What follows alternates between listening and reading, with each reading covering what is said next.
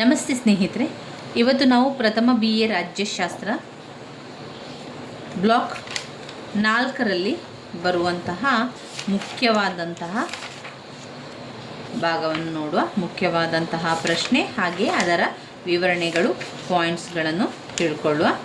ಘಟಕ 20ರಲ್ಲಿ ಬಂದಿರುವಂತಹ ಸಮತಾವಾದದ ಮೂಲ ತತ್ವಗಳು ತುಂಬಾ ಮುಖ್ಯವಾಗಿರುವಂತಹ ಪ್ರಶ್ನೆ. ಸಮತಾವಾದದ ಮೂಲ ತತ್ವಗಳು, ಸಮತಾವಾದದ ಅರ್ಥ ಹಾಗೆ ಅದರ ಮೂಲ ತತ್ವಗಳನ್ನು ಓದ್ಕೊಳ್ಬೇಕು. ಅವು 15 ಅಂಕಕ್ಕೆ ಕೇಳಿರುವಂತಹ ಪ್ರಶ್ನೆಯಾಗಿದೆ. ಮೊದಲಿಗೆ ಸಮತಾವಾದ ಅಂದರೆ ಏನು ಎನ್ನುವಂಥ ಅರ್ಥವನ್ನು ತಿಳ್ಕೊಳ್ಬೇಕು. ಸಮತಾವಾದ ಎನ್ನುವಂಥದ್ದು ಊಟ, ವಸತಿ, ಬಟ್ಟೆ, ಊಟ, ವಸತಿ, ಬಟ್ಟೆ ಮುಂತಾದ ಜೀವನದ ಅವಶ್ಯಕತೆಗಳನ್ನು ಉಚಿತವಾಗಿ ಪ್ರತಿಯೊಬ್ಬರಿಗೂ ಕೂಡ ಒದಗಿಸಲ್ಪಡುವಂತಹ ವ್ಯವಸ್ಥೆ. ಸಮತಾವಾದ ಅಂದರೆ ಏನು? ಎಲ್ಲರಿಗೂ ಕೂಡ ಉಚಿತವಾಗಿ ಸಮಾನವಾಗಿ ಒದಗಿಸಿಕೊಡುವಂತಹ ವ್ಯವಸ್ಥೆಯಾಗಿದೆ. ಯಾವುದೆಲ್ಲ? ಊಟ, ವಸತಿ, ಬಟ್ಟೆ. ಸಮತಾವಾದವು ಊಟ, ವಸತಿ, ಬಟ್ಟೆ ಮುಂತಾದ ಜೀವನದ ಅವಶ್ಯಕತೆಗಳನ್ನು ಉಚಿತವಾಗಿ ಪ್ರತಿಯೊಬ್ಬರಿಗೂ ಕೂಡ ಒದಗಿಸುವಂಥದ್ದು, ಪ್ರತಿಯೊಬ್ಬರಿಗೂ ಕೂಡ ಒದಗಿಸುವಂತಹ ಒಂದು ವ್ಯವಸ್ಥೆ ಇದೆಯಲ್ಲ, ಅದನ್ನು ನಾವು ಸಮತಾವಾದ ಅಂತ ಹೇಳ್ತೇವೆ.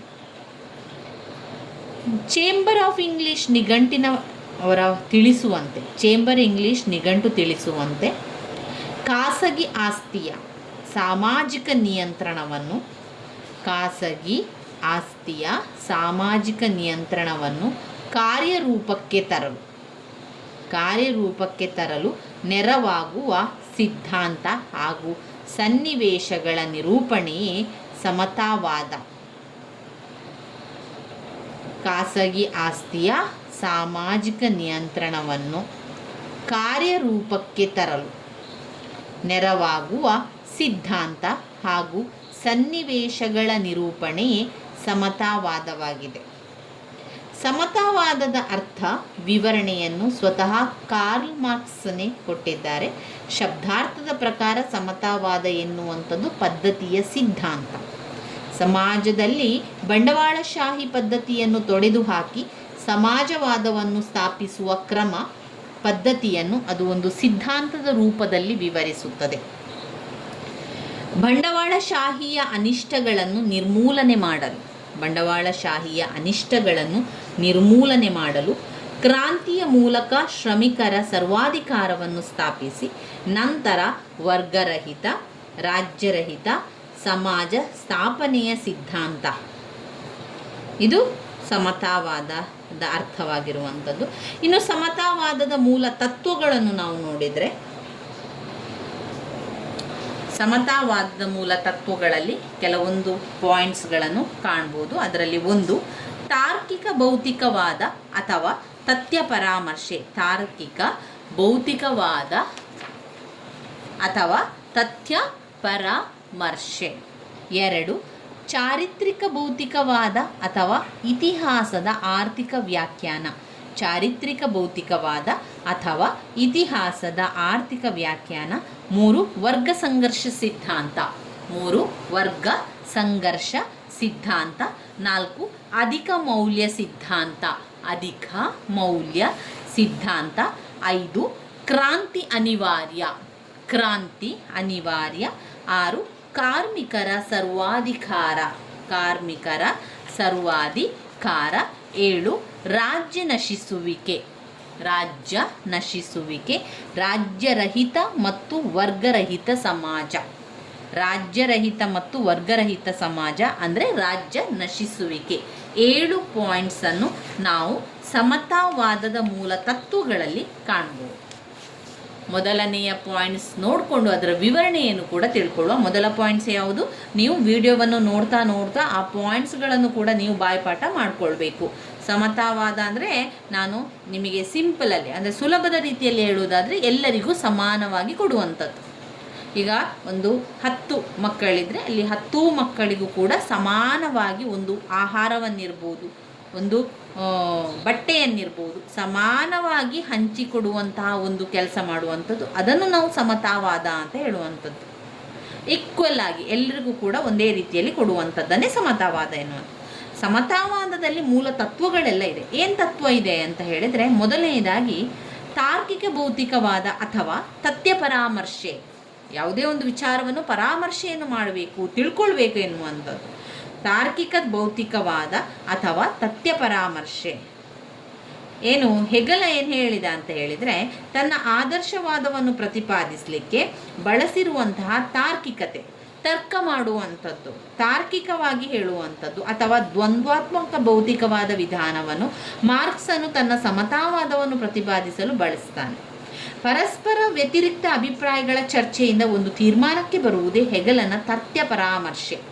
ಯಾವುದೇ ಒಂದು ವಿಚಾರಗಳನ್ನು ಚರ್ಚೆಯನ್ನು ಮಾಡಿ ಒಂದು ತೀರ್ಮಾನಕ್ಕೆ ಬರ್ತೇವಲ್ವ, ಅದನ್ನು ಹೆಗಲ ಏನು ಹೇಳ್ತಾರೆ, ತಥ್ಯ ಪರಾಮರ್ಶೆ ಅಥವಾ ತಾರ್ಕಿಕವಾಗಿ ಭೌತಿಕವಾದ. ಅಂದರೆ ಒಂದು ಚರ್ಚೆ ಮಾಡಿ ಯಾವುದೇ ಒಂದು ನಿರ್ಧಾರವನ್ನು ತೆಗೆದುಕೊಳ್ಳುವಂಥದ್ದು. ಯಾವುದೇ ಒಂದು ವಿಷಯ ಬಂದಾಗ ಅದನ್ನು ನಾವು ಇಬ್ಬರು ಅಥವಾ ಮೂವರು ಚರ್ಚೆಯನ್ನು ಮಾಡಿಕೊಂಡು ಅದನ್ನು ತೀರ್ಮಾನಕ್ಕೆ ಬರ್ತೇವಲ್ಲ, ಅದನ್ನು ಅವರು ತಥ್ಯ ಪರಾಮರ್ಶೆ ಅಂತ ಹೇಳುವಂಥದ್ದು. ತಾರ್ಕಿಕ ಭೌತಿಕವಾದ ತರ್ಕ ಮಾಡುವಂಥದ್ದು ಅಥವಾ ತಥ್ಯ ಪರಾಮರ್ಶೆಯನ್ನು ಮಾಡಿಕೊಳ್ಳುವಂಥದ್ದು. ಅದನ್ನು ಅವರು ಈ ರೀತಿ ಕೂಡ ವಿವರಿಸ್ತಾರೆ. ಮನುಷ್ಯನ ಮನಸ್ಸಿನಲ್ಲಿ ಒಂದು ವಿಚಾರ ಹುಟ್ಟುತ್ತದೆ, ಮನುಷ್ಯರ ಮನಸ್ಸಿನಲ್ಲಿ ಒಂದು ವಿಚಾರ ಹುಟ್ಟುತ್ತದೆ, ಅದೊಂದು ವಾದವಾಗಿ ತಾಳ್ತದೆ. ಕ್ರಮೇಣ ಏನಾಗ್ತದೆ, ಅದಕ್ಕೆ ವಿರುದ್ಧವಾಗಿ ಒಂದು ಪ್ರತಿವಾದ ಕೂಡ ಹುಟ್ಟುತ್ತದೆ. ವಾದ ಪ್ರತಿವಾದಗಳ ಒಂದು ಘರ್ಷಣೆಯಿಂದಾಗಿ ಸಮನ್ವಯ ಕೂಡ ಆಗ್ತದೆ. ಅಲ್ಲಿ ಎರಡು ವಿರೋಧವಾಗಿ ನೋಡಿದಾಗ ವಿರೋಧವಾಗಿದ್ದುಕೊಂಡು ಪರಾಮರ್ಶೆ ಮಾಡುವಂಥದ್ದು, ತರ್ಕ ಮಾಡುವಂಥದ್ದು ಅಂತ ಹೇಳ್ಬೋದು. ಇಲ್ಲಿ ಮನುಷ್ಯನ ಮನಸ್ಸಿನಲ್ಲಿ ಒಂದು ವಿಚಾರ ಹುಟ್ಟುತ್ತದೆ, ಅದೊಂದು ವಾದ ತಾಳುವಂಥದ್ದು. ಕ್ರಮೇಣ ಇದಕ್ಕೆ ವಿರುದ್ಧವಾಗಿ ಒಂದು ಪ್ರತಿವಾದ ಕೂಡ ಹುಟ್ಟುತ್ತದೆ. ವಾದ ಪ್ರತಿವಾದಗಳ ಘರ್ಷಣೆಯಿಂದಾಗಿ ಸಮನ್ವಯ ಕೂಡ ಆಗುವಂಥದ್ದನ್ನು ಕಾಣ್ಬೋದು. ಈ ಸಮನ್ವಯ ಶಾಶ್ವತವಲ್ಲ, ಅದಕ್ಕೆ ವಿರುದ್ಧವಾಗಿ ಪುನಃ ಪ್ರತಿವಾದ ಮತ್ತು ಸಮನ್ವಯ ಕೂಡ ಹುಡುತ್ತದೆ. ಹೀಗೆ ವಾದ ಪ್ರತಿವಾದ ಸಮನ್ವಯಗಳ ಚಕ್ರ ನಿರಂತರವಾಗಿ ಸಾಗುತ್ತಲೇ ಇರ್ತದೆ. ಈ ಬದಲಾವಣೆಯನ್ನು ಅನುಸರಿಸಿ ಮಾನವನ ಜೀವನವು ಮುಂದೆ ಸಾಗುತ್ತಲಿರುವುದು. ಎರಡನೇ ಪಾಯಿಂಟ್, ಚಾರಿತ್ರಿಕ ಭೌತಿಕವಾದ ಅಥವಾ ಇತಿಹಾಸದ ಆರ್ಥಿಕ ವ್ಯಾಖ್ಯಾನ. ಚಾರಿತ್ರಿಕ ಭೌತಿಕವಾದ ಅಥವಾ ಇತಿಹಾಸದ ಆರ್ಥಿಕ ವ್ಯಾಖ್ಯಾನ. ಚಾರಿತ್ರಿಕ ಭೌತಿಕವಾದ ಅಂದರೆ ಮಾರ್ಕ್ಸನ್ನು ಹೇಳುವ ಪ್ರಕಾರ ಇತಿಹಾಸವನ್ನು ಆರ್ಥಿಕ ತತ್ವಕ್ಕನುಗುಣವಾಗಿ ವಿವರಿಸುತ್ತಾರೆ. ಅರ್ಥವ್ಯವಸ್ಥೆಯು ಎಲ್ಲ ಸಾಮಾಜಿಕ ರಚನೆಗಳಿಗೆ ಮೂಲವೆಂಬುದು ಅವನ ಭಾವನೆ. ಈ ವ್ಯಾಖ್ಯಾನವನ್ನು ಐತಿಹಾಸಿಕ ಭೌತಿಕವಾದವೆಂದು ಕೂಡ ಕರೆಯಲಾಗಿದೆ. ಇದರ ಪ್ರಕಾರ ಆರ್ಥಿಕ ವ್ಯವಸ್ಥೆಯೇ ಮಾನವನ ಇತಿಹಾಸವನ್ನು ರೂಪಿಸುತ್ತದೆ. ಸಮಾಜದಲ್ಲಿನ ಸಂಘ ಸಂಸ್ಥೆಗಳು, ಮತ, ಧರ್ಮ, ಸಂಸ್ಕೃತಿ, ಆಚಾರ, ವಿಚಾರ, ಆದರ್ಶಗಳು ಎಲ್ಲ ಕೂಡ ಪ್ರಚಲಿತ ಆರ್ಥಿಕ ಪದ್ಧತಿಯಲ್ಲಿ ಆಧರಿಸುತ್ತದೆ. ಉತ್ಪಾದನಾ ಮತ್ತು ವಿತರಣಾ ಪದ್ಧತಿಗಳು ರಾಜಕೀಯ ಹಾಗೂ ಆಧ್ಯಾತ್ಮಿಕ ಜೀವನವನ್ನು ಸಹ ನಿರ್ಧರಿಸುತ್ತದೆ. ಉತ್ಪಾದನಾ ಪದ್ಧತಿಯು ಬದಲಾದಾಗ ಎಲ್ಲ ಸಾಮಾಜಿಕ ಸಂಬಂಧಗಳು, ಆದರ್ಶಗಳು ಕೂಡ ಬದಲಾಗ್ತಾನೆ ಹೋಗ್ತದೆ. ಮೂರನೇ ಪಾಯಿಂಟ್ನಲ್ಲಿ ವರ್ಗ ಸಂಘರ್ಷ ಸಿದ್ಧಾಂತ. ವರ್ಗ ಸಂಘರ್ಷ ಸಿದ್ಧಾಂತ. ಮೂರನೇ ಪಾಯಿಂಟ್ ಏನು? ವರ್ಗ ಸಂಘರ್ಷ ಸಿದ್ಧಾಂತ. ಎರಡನೇ ಪಾಯಿಂಟ್ ಚಾರಿತ್ರಿಕ ಭೌತಿಕವಾದ ಅಥವಾ ಇತಿಹಾಸದ ಆರ್ಥಿಕ ವ್ಯಾಖ್ಯಾನ. ಮೂರನೇ ಪಾಯಿಂಟ್ ವರ್ಗ ಸಂಘರ್ಷ ಸಿದ್ಧಾಂತ. ಈ ಸಿದ್ಧಾಂತದ ಪ್ರಕಾರ ವರ್ಗ ಸಂಘರ್ಷವೇ ಮಾನವನ ಇತಿಹಾಸದ ಆಧಾರ. ಎಲ್ಲ ಸಮಾಜದಲ್ಲಿಯೂ ಕೂಡ ಈ ಒಂದು ಉಭಯ ವರ್ಗಗಳ ನಡುವೆ ವರ್ಗ ಸಂಘರ್ಷ ಆಗುವಂಥದ್ದು ಎಲ್ಲ ಕಡೆಯಲ್ಲಿರುವಂಥದ್ದು, ಎಲ್ಲ ಕಡೆ ಕೂಡ ಆ ಒಂದು ಘರ್ಷಣೆ ಎದ್ದು ಕಾಣ್ತದೆ. ಶ್ರೀಮಂತರು ಬಡವರನ್ನು ಸ್ವಾರ್ಥಕ್ಕಾಗಿ ಉಪಯೋಗಿಸುವುದು, ಶ್ರೀಮಂತರು ಸ್ವತಂತ್ರವಾಗಿ, ಬಡವರು ಪರಾಧೀನತೆಯಲ್ಲಿ ಜೀವಿಸುವುದು ಎಲ್ಲ ಸಮಾಜಗಳಲ್ಲಿ ಕಂಡುಬರುವ ಸಂಗತಿ. ಈ ವಿಧವಾದ ಘರ್ಷಣೆ ಆಧುನಿಕ ಕಾಲದಲ್ಲಿ ಆ ಒಂದು ಕಾಲದಲ್ಲಿ ಬಂದಾಗ ಆ ಬಂಡವಾಳಗಾರರು ಮತ್ತು ಕಾರ್ಮಿಕರ ನಡುವೆ ನಡೀತಾ ಇರ್ತದೆ. ಬಂಡವಾಳಗಾರ ಮಿತಿಮೀರಿದ ದಬ್ಬಾಳಿಕೆಯನ್ನು ಮಾಡಿದಾಗ ಅದರ ಪರಿಣಾಮ ಏನಾಗ್ತದೆ? ಕಾರ್ಮಿಕರ ಸ್ಥಿತಿ ತುಂಬನೇ ಚಿಂತಾಜನಕವಾಗ್ತದೆ. ಬಂಡವಾಳಗಾರರ ದಬ್ಬಾಳಿಕೆ ಹೆಚ್ಚಿದಂತೆಲ್ಲ ಈ ಉಭಯ ವರ್ಗಗಳ ನಡುವೆ ವೈಷಮ್ಯ ಮತ್ತಷ್ಟು ಹೆಚ್ಚಾಗ್ತದೆ. ಅಷ್ಟೇ ಅಲ್ಲದೆ ಇದರ ಪರಿಣಾಮದಿಂದಾಗಿ ಕಾರ್ಮಿಕರಲ್ಲಿ ವರ್ಗ ಪ್ರಜ್ಞೆ ಬೆಳೆದು ಅವರನ್ನು ಒಂದುಗೂಡಿಸುತ್ತದೆ. ತಮ್ಮ ಶಕ್ತಿ ಸಾಮರ್ಥ್ಯ ಬೆಳೆದು ಕ್ರಾಂತಿಗೆ ಸಿದ್ಧರಾಗುವಂತೆ ಕೂಡ ಮಾಡ್ತದೆ. ಕಾರ್ಮಿಕ ವರ್ಗದ ಕ್ರಾಂತಿಯಿಂದಾಗಿ ಬಂಡವಾಳಶಾಹಿ ನಿರ್ಮೂಲನವಾಗ್ತದೆ. ಹೀಗೆ ಮಾರ್ಕ್ಸ್ ತನ್ನ ವರ್ಗ ಕಲಹವಾದವನ್ನು ವಿವರಿಸಿದ್ದಾನೆ. ಇನ್ನು 4ನೇ ಪಾಯಿಂಟ್, ಅಧಿಕ ಮೌಲ್ಯ ಸಿದ್ಧಾಂತ. ಅಧಿಕ ಮೌಲ್ಯ ಸಿದ್ಧಾಂತ ಬಂಡವಾಳಗಾರರು ಕಾರ್ಮಿಕರನ್ನು ಹೇಗೆ ಶೋಷಣೆ ಮಾಡುತ್ತಾರೆ ಎಂಬುದನ್ನು ತೋರಿಸುವುದಕ್ಕೋಸ್ಕರ ಮಾರ್ಕ್ಸ್ ಅಧಿಕ ಮೌಲ್ಯ ಸಿದ್ಧಾಂತವನ್ನು ರೂಪಿಸಿದ್ದಾನೆ. ಕಾರ್ಲ್ ಮಾರ್ಕ್ಸ್ನ ಅಧಿಕ ಮೌಲ್ಯದ ಸಿದ್ಧಾಂತ ಯಾವುದೇ ವಸ್ತುವಿನ ಉತ್ಪಾದನೆಯಲ್ಲಿ ಕಚ್ಚಾ ವಸ್ತು, ಬಂಡವಾಳ, ಪರಿಶ್ರಮ ಮತ್ತು ವ್ಯವಸ್ಥಾಪಕತ್ವ ಈ 4 ಅಂಶಗಳು ಅತ್ಯವಶ್ಯಕ. ಆದರೆ ಮಾರ್ಕ್ಸ್ನ ಪ್ರಕಾರ ಕಾರ್ಮಿಕನ ಪರಿಶ್ರಮ ಅತ್ಯಂತ ಮಹತ್ವ ಅಂಶವಾಗಿದೆ. ಪ್ರತಿಯೊಂದು ವಸ್ತುವಿನ ಬೆಲೆಯ ತಯಾರಿಕೆಗೆ ಬಳಸಲಾದ ಪರಿಶ್ರಮದ ಆಧಾರದ ಮೇಲೆ ನಿರ್ಧಾರವಾಗ್ತದೆ. ಅಂದರೆ ಆ ವಸ್ತುವನ್ನು ತಯಾರಿಸಲು ವಿನಿಯೋಗಿಸಿದ ಪರಿಶ್ರಮ ಅದರ ಬೆಲೆಯನ್ನು ಕೂಡ ನಿರ್ಧರಿಸುತ್ತದೆ. ಉತ್ಪಾದನೆಗೆ ಕಾರ್ಮಿಕನ ಪರಿಶ್ರಮ ಮುಖ್ಯವಾಗಿದ್ದರೂ ಕೂಡ ಬಂಡವಾಳಗಾರರು ಶ್ರಮಜೀವಿಗಳಿಗೆ ಅತ್ಯಂತ ಕಡಿಮೆ ಕೂಲಿಯನ್ನು ಕೊಡ್ತಾರೆ. ಕಾರ್ಮಿಕನು ಪಡೆಯುವ ಕೂಲಿಗೂ ಅವನು ತಯಾರಿಸಿದ ವಸ್ತುವಿನ ಮಾರಾಟದ ಬೆಲೆಗೂ ಬಹಳ ಅಂತರವಿರುತ್ತದೆ. ಈ ಅಂತರವೇ ವಸ್ತುವಿನ ಅಧಿಕ ಮೌಲ್ಯ. ಈ ಅಧಿಕ ಮೌಲ್ಯವೇ ಬಂಡವಾಳಶಾಹಿಯ ಲಾಭ ಕೂಡ ಆಗಿರ್ತದೆ. ಮಾರ್ಕ್ಸ್ನ ಪ್ರಕಾರ ಈ ಲಾಭ ನಿಜವಾಗಿಯೂ ಕೂಡ ಕಾರ್ಮಿಕನಿಗೆ ಸಲ್ಲಬೇಕು. ಆದರೆ ಅದು ಹಾಗೆ ಆಗುತ್ತಿಲ್ಲವೆಂಬುದಂತೆ ಕಾರ್ಮಿಕನ ಶೋಷಣೆಯ ಲಕ್ಷಣ ಆಗಿದೆ. ಕೆಲಸವಿಲ್ಲದೆ ಕಾರ್ಮಿಕರ ಆತನ ಈ ಒಂದು ಅಸಹಾಯಕತೆಯ ದುರ್ಲಾಭವನ್ನು ಬಂಡವಾಳಗಾರನು ಪಡೆಯುತ್ತಾನೆ. ಕೂಲಿ ಎಷ್ಟು ಕಡಿಮೆಯಾಗುತ್ತದೆಯೋ ಲಾಭ ಅಷ್ಟೇ ಹೆಚ್ಚಾಗಿರುತ್ತದೆ. ಹೀಗೆ ವಸ್ತುವಿನ ಮಾರಾಟದ ಬೆಲೆಗೂ ಕಾರ್ಮಿಕನು ಪಡೆಯುವ ಕೂಲಿಗೂ ಇರುವ ಅಂತರವೇ ಅಧಿಕ ಮೌಲ್ಯವಾಗಿದೆ. ಇನ್ನು ಬರುವಂಥದ್ದು 5ನೇ ಪಾಯಿಂಟ್, ಕ್ರಾಂತಿ ಅನಿವಾರ್ಯ. ಈ ಒಂದು ಶೋಷಣೆಯ ಅಂತ್ಯ ಕ್ರಾಂತಿಯಿಂದಲೇ ಸಾಧ್ಯ ಎಂದು ಮಾರ್ಕ್ಸ್ ಹೇಳಿದ್ದಾರೆ. ಮಾರ್ಕ್ಸ್ ಪ್ರಕಾರ ಬಂಡವಾಳ ಪದ್ಧತಿಯಿಂದ ಉದ್ಭವಿಸುವ ಸಮಸ್ಯೆಗಳೇ ಕ್ರಾಂತಿಗೆ ಕಾರಣ. ಬಂಡವಾಳ ಪದ್ಧತಿ ಬೆಳೆದಂತೆಲ್ಲ ಬಂಡವಾಳವು ಕೆಲವೇ ಮಂದಿಯ ಕೈಯಲ್ಲಿ ಕೇಂದ್ರೀಕೃತವಾಗುತ್ತಿದ್ದಂತೆ ಕಾರ್ಮಿಕ ವರ್ಗದ ವ್ಯವಸ್ಥೆಯು ಸಂಘಟನೆಯು ಹೆಚ್ಚುತ್ತಾ ಹೋಗಿ ಸಾಮಾಜಿಕ ಕ್ರಾಂತಿ ಅನಿವಾರ್ಯವಾಗ್ತದೆ. ಈ ಒಂದು ತುದಿಗೆ ಹೋದಾಗ ಕಾರ್ಮಿಕ ವರ್ಗ ಮೇಲೆದ್ದು ಬಂಡವಾಳ ವರ್ಗವನ್ನು ಕೆಡವಿ ಅದು ಹೊಂದಿರುವ ಉತ್ಪನ್ನ ಸಾಧನಗಳನ್ನು ಬಲಾತ್ಕಾರವಾಗಿ ವಶಪಡಿಸಿಕೊಳ್ಳುತ್ತದೆ. ಮಾರ್ಕ್ಸ್ ಎಂಜಿಲ್ಸ್ ಹೊರಡಿಸಿರುವ ಪೋಷಣಾ ಪತ್ರದಲ್ಲಿ ಕಾರ್ಮಿಕರಿಗೆ ಈ ರೀತಿ ಕರೆ ಕೊಟ್ಟಿರುವಂಥದ್ದು: ಸಮತಾವಾದಿ ಕ್ರಾಂತಿಯ ಮುಂದೆ ಶೋಷಕ ವರ್ಗ ನಡುಗಲಿ ಸಂಕೋಲೆ ಹೊರತು ಕಾರ್ಮಿಕರು ಏನನ್ನೂ ಕಳೆದುಕೊಳ್ಳುವುದಿಲ್ಲ, ವಿಶ್ವದ ಕಾರ್ಮಿಕರೇ ಒಂದಾಗಿ ಅಂತ ಅವರು ಕರೀತಾ ಇದ್ದಾರೆ. ಕ್ರಾಂತಿ ಮಾಡಬೇಕು, ಕ್ರಾಂತಿ ಅನಿವಾರ್ಯ, ವಿಶ್ವದ ಕಾರ್ಮಿಕರು ಒಂದಾಗಬೇಕು. ಅಲ್ಲಿ ಸಮತಾವಾದಿ ಕ್ರಾಂತಿಯ ಮುಂದೆ ಶೋಷಕ ವರ್ಗವನ್ನು ನಡುಗಿಸುವಂಥದ್ದು ಸಂಕೋಲೆ ಹೊರತು ಕಾರ್ಮಿಕರು ಏನನ್ನು ಕಳೆದುಕೊಳ್ಳುವುದಿಲ್ಲ, ವಿಶ್ವದ ಕಾರ್ಮಿಕರೇ ಒಂದಾಗಿ ಎನ್ನುವಂಥ ಸಂದೇಶವನ್ನು ಕೊಡ್ತಾ ಇದ್ದಾರೆ. ಇನ್ನು 6ನೇ ಪಾಯಿಂಟ್ನಲ್ಲಿ ಕಾರ್ಮಿಕರ ಸರ್ವಾಧಿಕಾರ.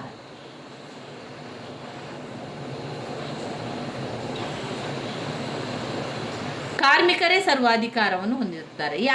ಯಾಕೆಂದರೆ ಕಾರ್ಮಿಕರು ಮತ್ತು ಜಮೀನು ರಹಿತ ರೈತರು ಒಂದಾಗಿ ಸೇರಿ ಬಂಡವಾಳಗಾರರನ್ನು ಜಮೀನ್ದಾರರನ್ನು ಕ್ರಾಂತಿಯ ಮೂಲಕ ನಿರ್ಮೂಲನೆ ಮಾಡಿ ನಂತರ ರಾಜ್ಯದಲ್ಲಿ ಕಾರ್ಮಿಕ ವರ್ಗವು ಅಧಿಕಾರವನ್ನು ವಹಿಸುತ್ತದೆ. ಇದನ್ನು ಕಾರ್ಮಿಕರ ಸರ್ವಾಧಿಕಾರ ಅಂತ ಕರೀತಾರೆ. ಉತ್ಪಾದನಾ ಸಾಧನಗಳು ಖಾಸಗಿ ಒಂದು ಸಂಪತ್ತಾಗಿರದೆ ಸಮಾಜದ ಸಂಪತ್ತಾಗ್ತದೆ. ಬಂಡವಾಳಗಾರರು ಮತ್ತು ಜಮೀನ್ದಾರರು ಮುಂತಾದ ಶೋಷಕ ವರ್ಗದವರನ್ನು ಬೇರು ಸಹಿತ ಕಿತ್ತೊಗೆಯಲು ಕಾರ್ಮಿಕರ ಸರ್ವಾಧಿಕಾರವುಳ್ಳ ರಾಜ್ಯ ಅಗತ್ಯ. ಕಾರ್ಮಿಕರ ಸರ್ವಾಧಿಕಾರದ ರಾಜ್ಯದ ಉದ್ದೇಶಗಳು ಈ ರೀತಿಯಾಗಿ ಕಾಣ್ಬೋದು. ಜಮೀನ್ದಾರನನ್ನು ಅಂತ್ಯಗೊಳಿಸಿ ಭೂಮಿಯನ್ನು ಸಾರ್ವತ್ರಿಕ ಸ್ವತ್ತನ್ನಾಗಿ ಮಾಡುವುದು, ಸಮಾಜದ ವರಮಾನವನ್ನು ಹೆಚ್ಚಿಸುವುದು, ವಿದ್ರೋಹಿಗಳ ಆಸ್ತಿಯನ್ನು ವಶಪಡಿಸಿಕೊಳ್ಳುವುದು, ವಂಶಾನುಗತ ಆಸ್ತಿ ಪಡೆಯುವ ಪದ್ಧತಿಯನ್ನು ನಿಲ್ಲಿಸುವುದು, ಕೈಗಾರಿಕೆ, ಸಂಚಾರ, ಸಮಾಚಾರ ಇತ್ಯಾದಿ ಕ್ಷೇತ್ರಗಳ ರಾಷ್ಟ್ರೀಕರಣ. 6ನೇ ಪಾಯಿಂಟ್, ಬಂಡವಾಳಶಾಹಿಯ ಸಂಪೂರ್ಣ ನಿರ್ಮೂಲನಕ್ಕೆ ಅಧಿಕಾರದ ಬಳಕೆ. 7, ಖಾಸಗಿ ಆಸ್ತಿ ರದ್ದುಪಡಿಸುವುದು, ಖಾಸಗಿ ಆಸ್ತಿಯನ್ನು ರದ್ದುಪಡಿಸುವುದು, ಉತ್ಪಾದನಾ ಸಾಧನಗಳ ಮೇಲೆ ಸಾಮಾಜಿಕ ನಿಯಂತ್ರಣ. ಇವಿಷ್ಟು ಕಾರ್ಮಿಕರ ಸರ್ವಾಧಿಕಾರದೊಳಗೆ ಬರುವಂಥದ್ದು. ಇನ್ನು 7ನೇ ಪಾಯಿಂಟ್ನಲ್ಲಿ ನಾವು ನೋಡಿದರೆ ರಾಜ್ಯ ನಶಿಸುವಿಕೆ, ಅಂದರೆ ರಾಜ್ಯ ಸಹಿತ ಮತ್ತು ವರ್ಗರಹಿತ ಸಮಾಜದ ಬಗ್ಗೆ ಅವರು ಹೇಳುವಂಥದ್ದು. ಕಾರ್ಮಿಕರ ಸರ್ವಾಧಿಕಾರವು ಒಂದು ತಾತ್ಕಾಲಿಕ ವ್ಯವಸ್ಥೆಯಾಗಿರ್ತದೆ. ಈ ಒಂದು ಅವಧಿಯಲ್ಲಿ ಇದು ಬಂಡವಾಳಶಾಹಿ ಎಲ್ಲ ಲಕ್ಷಣಗಳನ್ನು ಬುಡ ಮೇಲು ಸಮೇತ ಕಿತ್ತೊಗೆದು ನಿರ್ಮೂಲನೆ ಮಾಡುತ್ತದೆ. ಹೊಸ ವ್ಯವಸ್ಥೆ ಮತ್ತು ವರ್ಗರಹಿತ ಸಮಾಜವನ್ನು ಅಸ್ತಿತ್ವಕ್ಕೆ ತರುತ್ತದೆ.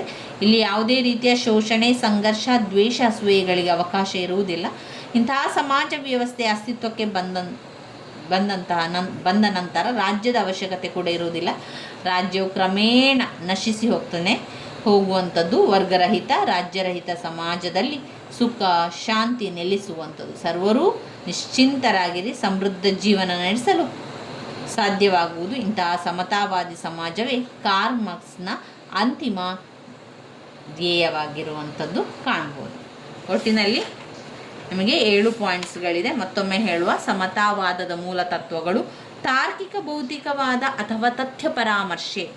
ತಾರ್ಕಿಕ ಭೌತಿಕವಾದ ಅಥವಾ ತಥ್ಯ ಪರಾಮರ್ಶೆ. 2ನೇ ಪಾಯಿಂಟ್, ಚಾರಿತ್ರಿಕ ಭೌತಿಕವಾದ ಅಥವಾ ಇತಿಹಾಸದ ಆರ್ಥಿಕ ವ್ಯಾಖ್ಯಾನ. ಚಾರಿತ್ರಿಕ ಭೌತಿಕವಾದ ಅಥವಾ ಇತಿಹಾಸದ ಆರ್ಥಿಕ ವ್ಯಾಖ್ಯಾನ. 3, ವರ್ಗ ಸಂಘರ್ಷ ಸಿದ್ಧಾಂತ. ವರ್ಗ ಸಂಘರ್ಷ ಸಿದ್ಧಾಂತ. ಅಧಿಕ ಮೌಲ್ಯ ಸಿದ್ಧಾಂತ. ಅಧಿಕ ಮೌಲ್ಯ ಸಿದ್ಧಾಂತ. ಕ್ರಾಂತಿ ಅನಿವಾರ್ಯ. 6, ಕಾರ್ಮಿಕರ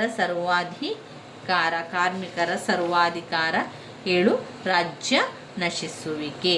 ಇವಿಷ್ಟು ಇದರಲ್ಲಿ ಒಂದು ಸಮತಾವಾದದ ಮೂಲ ತತ್ವಗಳಲ್ಲಿ ಬರುವಂಥ ಪಾಯಿಂಟ್ಸ್ಗಳು. ಸರಿಯಾಗಿ ಓದ್ಕೊಳ್ಬೇಕು. 10 ಅಂಕಕ್ಕೆ 15 ಅಂಕಕ್ಕೆ ಹಲವು ಬಾರಿ ಕೇಳಿರುವಂತಹ ಪ್ರಶ್ನೆ. ಇನ್ನು ನಾವು ನೋಡುವಂಥದ್ದು ಸಮತಾವಾದದ ಲಕ್ಷಣಗಳು. ಸಮತಾವಾದ ಎನ್ನುವಂಥದ್ದು ಏನು ಅಂತ ನಮಗೆ ಅರ್ಥ ಆಯಿತು. ಎಲ್ಲರಿಗೂ ಸಮಾನವಾಗಿ ಹಂಚಿಕೆಯನ್ನು ಮಾಡುವಂಥದ್ದು. ಎಲ್ಲ ವಿಷಯ, ಬಟ್ಟೆ, ಊಟ, ವಸತಿ ಎಲ್ಲವನ್ನು ಕೂಡ ಎಲ್ಲರಿಗೂ ಸಮಾನವಾಗಿ ಹಂಚಿಕೆಯನ್ನು ಮಾಡುವಂಥದ್ದೇ ಸಮತಾವಾದ. ಸಮತಾವಾದ ಲಕ್ಷಣಗಳು: ಬಂಡವಾಳಶಾಹಿ ವಿರೋಧ, ಸಾಮಾಜಿಕ ಹಿತ, ಸಾಮಾಜಿಕ ತತ್ವ, ಖಾಸಗಿ ಆಸ್ತಿಗೆ ವಿರೋಧ, ಪೈಪೋಟಿ ಮಾಡು ನಿಷೇಧ, ಕ್ರಾಂತಿಗೆ ಬೆಂಬಲ, ಧರ್ಮ ವಿರೋಧಿ. ಇವಿಷ್ಟು ವಿಚಾರಗಳು ಸಮತಾವಾದದ ಲಕ್ಷಣಗಳಲ್ಲಿ ಬರುವಂಥದ್ದು. ಸಮತಾವಾದ ಲಕ್ಷಣಗಳಲ್ಲಿ 1ನೇ ಪಾಯಿಂಟ್, ಬಂಡವಾಳಶಾಹಿ ವಿರೋಧಿ. 2, ಸಾಮಾಜಿಕ ಹಿತ.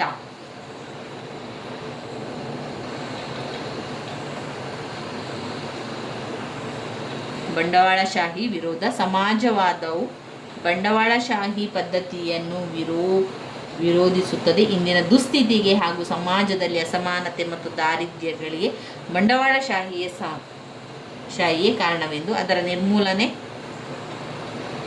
ನಿರ್ಮೂಲನೆ ಆದಾಗಲೇ ಆರ್ಥಿಕ ಸುಧಾರಣೆಗಳು ಪ್ರಗತಿ ಸಾಧ್ಯವೆಂದು ಸಮತಾವಾದಿಗಳು ಪ್ರತಿಪಾದಿಸಿದ್ದಾರೆ. 2, ಸಾಮಾಜಿಕ ಹಿತ. ಮಾರ್ಕ್ಸ್ವಾದವು ವ್ಯಕ್ತಿಯ ಹಿತಕ್ಕಿಂತಲೂ ಒಟ್ಟು ಸಮಾಜದ ಹಿತಕ್ಕೆ ಹೆಚ್ಚು ಪ್ರಾಮುಖ್ಯತೆಯನ್ನು ಕೊಡುವಂಥದ್ದು. ಸಮಾಜ ಹಿತದೃಷ್ಟಿಯಿಂದ ಉತ್ಪಾದನಾ ಸಾಧನಗಳು ಸಮಾಜದ ನಿಯಂತ್ರಣಕ್ಕೊಳಪಡಬೇಕೆಂದು ಪ್ರತಿಪಾದಿಸಲಾಗಿದೆ. ಉತ್ಪಾದನೆ ಕೆಲವರ ಲಾಭಕ್ಕಾಗಿರದೆ ಇಡೀ ಸಮುದಾಯದ ಲಾಭಕ್ಕಾಗಿ ಇರಬೇಕೆಂದು ಪ್ರತಿಪಾದಿಸುತ್ತದೆ. ಇದು ಸಾಮಾಜಿಕ ಹಿತ. ಸಮಾನತೆಯ ತತ್ವ. ಸಮಾನತೆಯ ತತ್ವ ಎನ್ನುವಂಥದ್ದು ಎಲ್ಲರಿಗೂ ಸಮಾನವಾಗಿ ಕೊಡುವಂಥದ್ದು, ಎಲ್ಲರಿಗೂ ಸಮಾನವಾದ ಒಂದು ವಿಚಾರವನ್ನು ಹಂಚಿಕೊಳ್ಳುವಂಥದ್ದು, ಸಮತಾವಾದ ನಂಬಿಕೆಯನ್ನು ಹೊಂದಿದೆ. ಆದರೆ ಸಂಪೂರ್ಣ ಸಮಾನತೆಯನ್ನು ಪ್ರತಿನಿಧಿಸದೆ ಎಲ್ಲರ ಅಭಿವೃದ್ಧಿಗೆ ಸಾಕಷ್ಟು ಸಮಾನ ಅವಕಾಶಗಳಿರಬೇಕೆಂದು ಒತ್ತಾಯಿಸುವಂಥದ್ದು. ಇನ್ನು ಮೂರನೇ ಪಾಯಿಂಟ್ ಅದಾಯಿತು, ಸಮಾನತೆಯ ತತ್ವ. 4 ಖಾಸಗಿ ಆಸ್ತಿಗೆ ವಿರೋಧ. ಖಾಸಗಿ ಆಸ್ತಿಗೆ ವಿರೋಧ. ಕಮ್ಯುನಿಸಂ ಖಾಸಗಿ ಆಸ್ತಿಯನ್ನು ವಿರೋಧಿಸುತ್ತದೆ. ಯಾಕಂದರೆ ಆಸ್ತಿಯು ಶೋಷಣೆಯ ಸಾಧನವಾಗಿರುವುದಿಲ್ಲದಲ್ಲದೆ ಸಮಾಜದ ಅನೇಕ ಕೆಡುಕುಗಳಿಗೆ ಅದು ಕಾರಣ ಆಗಿದೆ.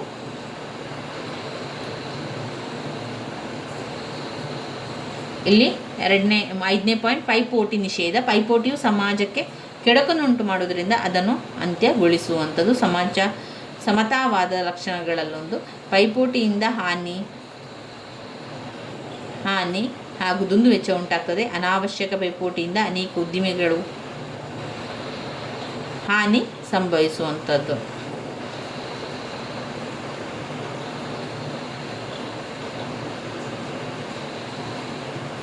ಆರನೇ ಪಾಯಿಂಟ್, ಕ್ರಾಂತಿಗೆ ಬೆಂಬಲ. ಸಮತಾವಾದವು ಕ್ರಾಂತಿ ಮತ್ತು ಹಿಂಸೆಯಲ್ಲಿ ವಿಶ್ವಾಸವಿರುತ್ತದೆ. ಬಂಡವಾಳಶಾಹಿ ಪದ್ಧತಿಯ ನಿರ್ಮೂಲನೆ ಹಾಗೂ ಕಾರ್ಮಿಕರ ಸರ್ವಾಧಿಕಾರ ಅಸ್ತಿತ್ವಕ್ಕೆ ತರಲು ಕ್ರಾಂತಿಯೇ ಏಕೈಕ ಮಾರ್ಗ ಎಂದು ಘೋಷಿಸುವಂಥದ್ದು. 7ನೇ ಪಾಯಿಂಟ್, ಧರ್ಮದ ವಿರೋಧಿ.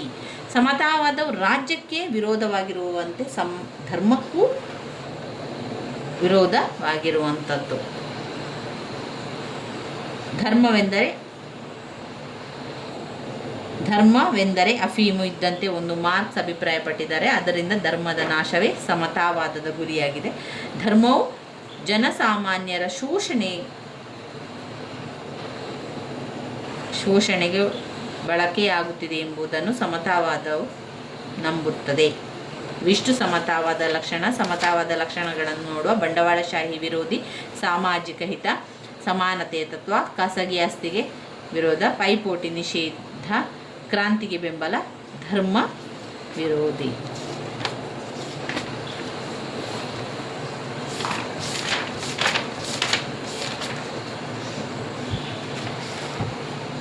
ಈಗ ಇದರಲ್ಲಿ ಸಮತಾವಾದದ ಅರ್ಥ ಹಾಗೆ ಮೂಲ ತತ್ವಗಳನ್ನು ತಿಳ್ಕೊಂಡೆವು.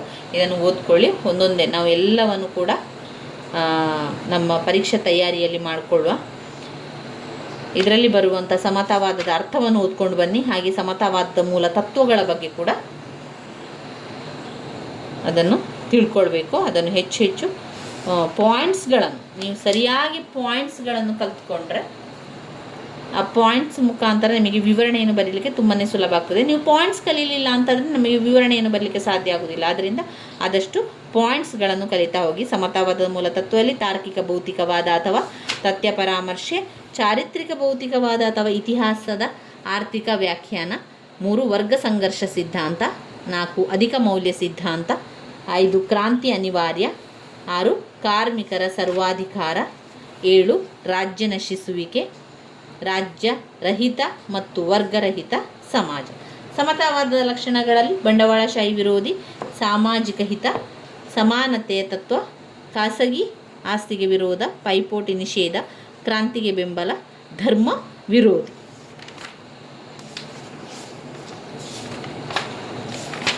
ಇದರಲ್ಲಿ ನಾವು ಇನ್ನೂ ಓದಬೇಕಾಗಿರುವಂತಹ ವೆರಿ ಇಂಪಾರ್ಟೆಂಟ್ ಆಗಿರುವಂಥ ಪ್ರಶ್ನೆ, ಸಮಾಜವಾದದ ಅರ್ಥ ಮತ್ತು ವ್ಯಾಖ್ಯಾನೆ.